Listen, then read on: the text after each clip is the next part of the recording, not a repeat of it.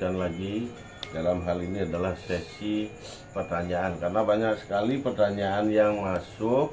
Tentunya tidak akan semua kita bisa bahas. Jadi ada pertanyaan yang mirip satu sama lain, yaitu kita akan gabungkan menjadi sebuah satu pertanyaan, karena pembahasannya ini agak panjang sesungguhnya.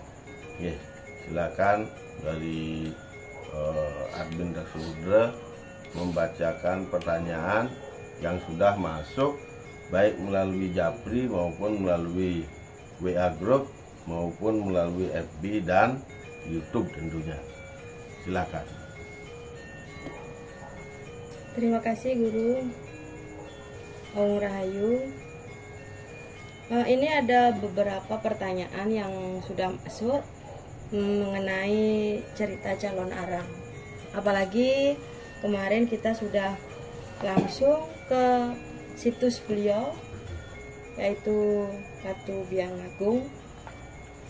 Ini salah satu pertanyaan dari sahabat kita. Pertanyaan begini: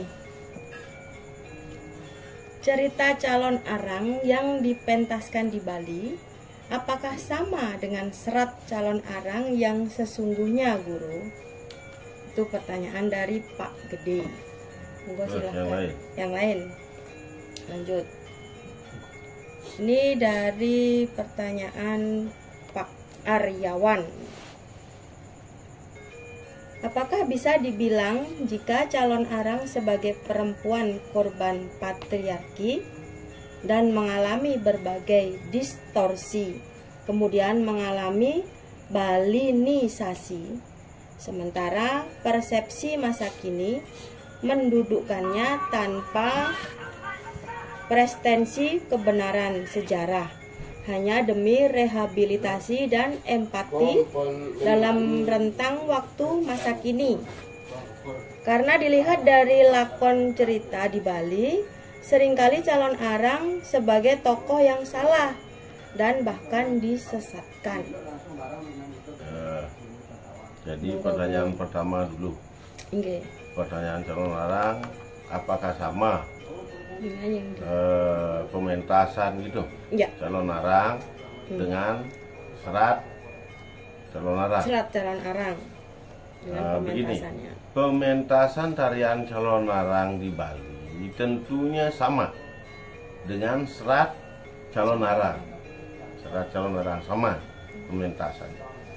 Jadi antara serat calon arang dengan pementasan tarian calon arang di Bali itu sama.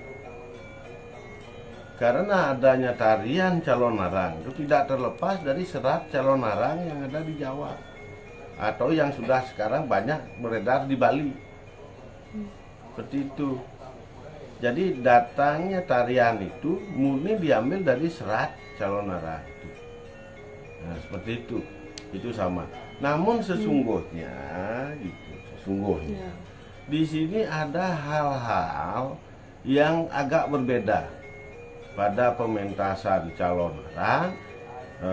Kalau kita cari dari seratnya calon arang dengan tarian yang ditarikan di Bali ini yang sudah lumrah ini, nah di sini apapun pementasannya itu pasti calon arang. Tetapi terkadang judulnya ini bisa berbeda-beda.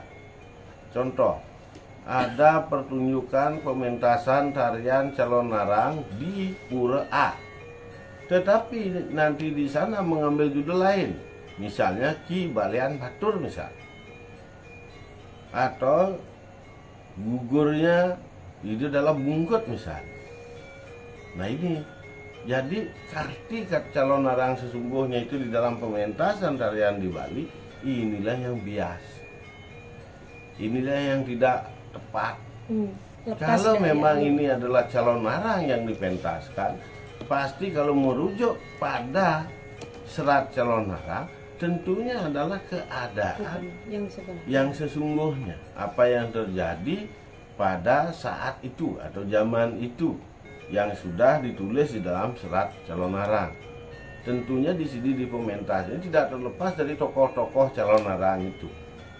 ada calon arang sendiri, terus kemudian ada sisya-sisyanya, dan terakhir terjadilah peperangan antara Empu Beradah dengan calon arang itu sendiri. Kan begitu sesungguhnya.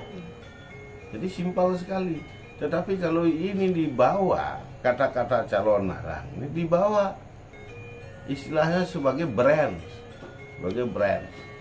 padahal yang dipentas sudah jelas-jelas Ki Balean Batur gitu misal. Mana ada hubungannya dengan calon arang, serat calon arang yang terjadi di Kediri? Nah, apakah calon arang ini bisa diartikan bahwa calon arang adalah kumpulan atau suatu pentas seni, nah seperti itu, kumpulan dari cerita-cerita horor. Nah, begitu misalnya. Nah, seperti ada film yang namanya film apa itu, Harry Potter misalnya. Apakah bisa calon arang dianggap seperti itu? Apakah calon arang ini dianggap adalah sebuah kumpulan cerita? Jadi kalau ada cerita tentang adanya liak, adanya celuluk, adanya rangda yang horor, itu adalah calon arang. Nah, itu yang kita pertanyakan. Silakan, mungkin nanti ada praktisi yang bisa menjelaskan itu.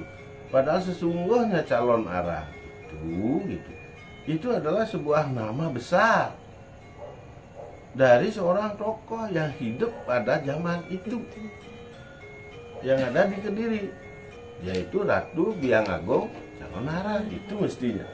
Kalau kita mementaskan calon arang, ya harus merujuk pada nama itu. Nah, nama ini sebenarnya kan ditinggikan, tetapi setelah ditinggikan diturunkan derajatnya. Ayo, saya pernah jadi insan pariwisata. Bagaimana cara menjelaskannya? Selalu Walu Natengdira atau Ratu Biang Agung calon arang ini dipakai untuk menggait,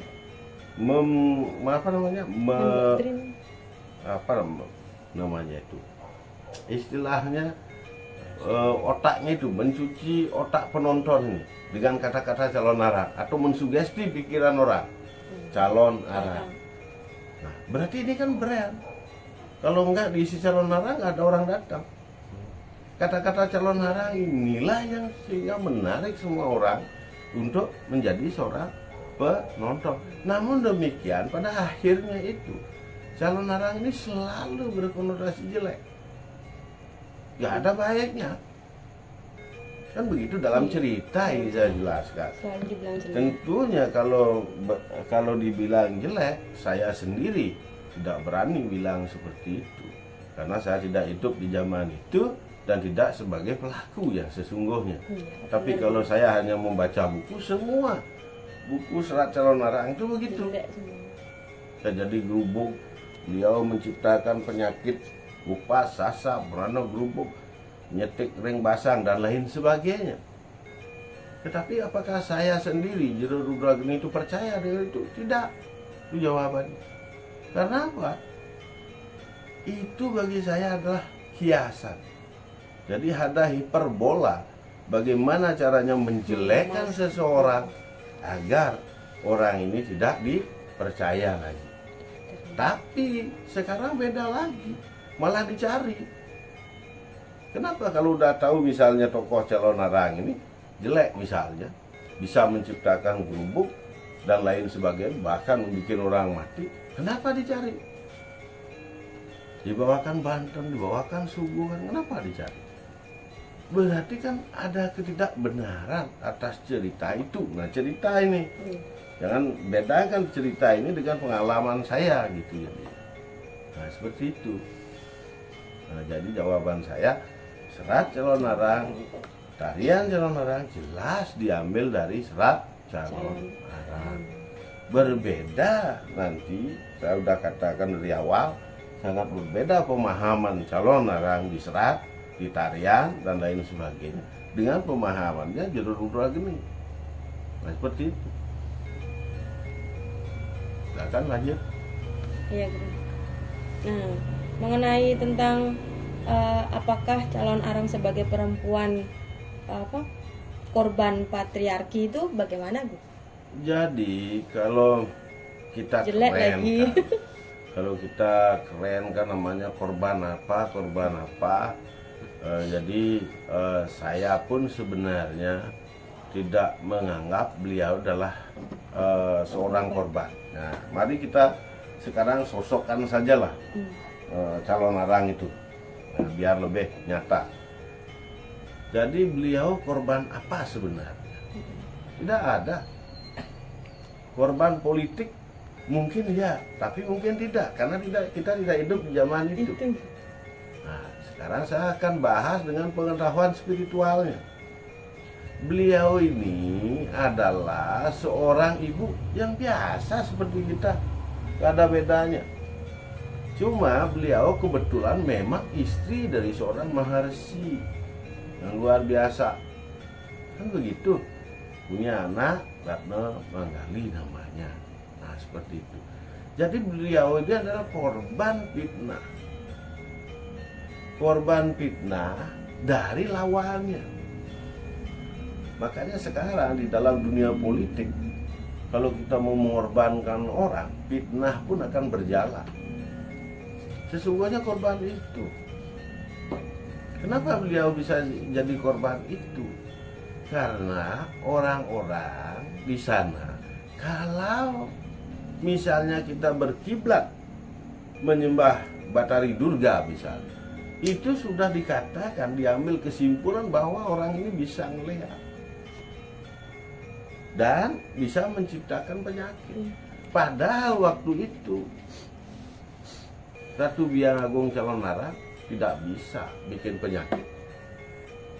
Sepanjang hidupnya belum pernah menyakiti orang. Jangankan menyakiti orang, beliau bilang rumput pun yang tercabut beliau menangis. Bagaimana orang itu? Ayo, rumput pun yang tercabut, semut pun mati akan menangis, dan binatang lainnya. Apalagi ini sampai mengorbankan manusia. Beliau bisa membuat gerubuk dan lain sebagainya kan setelah beliau merasa sakit hati, dikucilkan orang. Tidak boleh istilah kita bicara dengan beliau. Terus beliau dibilang bisa ini, bisa itu. Setelah sakit hati itu barulah seorang ibu menghadap kepada ibu alam semesta, dalam ini Batari Durga, maka apapun yang diminta atau dimohonkan itu akan dikehendaki. Walaupun ada catatannya. Tentunya tidak boleh harus gebrah uyah. Nah, seperti itu. Nah, kalau sebelum itu apakah beliau itu? Tidak. Kenapa kerajaan desa Gurah itu subur, makmur? Nah, begitu dikatakan. Sentosa. Ini. Karena apa? Karena beliau saking baktinya sama Betari. Tetapi beliau tidak ada niat untuk istilahnya membuat gerubuk kepala. Nah, maka beliau dalam hal ini bisa kita simpulkan bahwa beliau adalah korban dari fitnah dan lain sebagainya, sehingga seorang ibu yang tersakiti, maka apapun yang dimohon kepada ibu alam semesta tentunya akan dikabulkan, walaupun ada tanda kutipnya, tidak harus gebrah uyah. Nah, seperti itu yang bisa saya tanggapi dari pernyataan itu, dari pertanyaan, bukan pernyataan. Nah, silakan lanjut.